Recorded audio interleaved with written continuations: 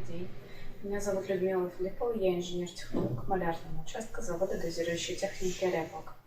Несколько месяцев назад мы приобрели данный пылесос под нужды малярного участка. Основные задачи, которые мы для него ставили, это удаление колотой металлической дроби с поверхности тех металлоконструкций, которые подлежат предварительной абразивоструйной очистке перед нанесением лакокрасочного покрытия.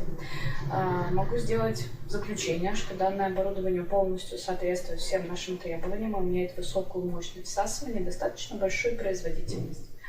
Кроме того, с помощью данного пылесоса мы произвели техническое обслуживание камеры абразивоструйной очистки с полной заменой дроби, с очисткой приямков и направляющих. Об этом мы сняли короткий видеоролик, который вы впоследствии можете посмотреть.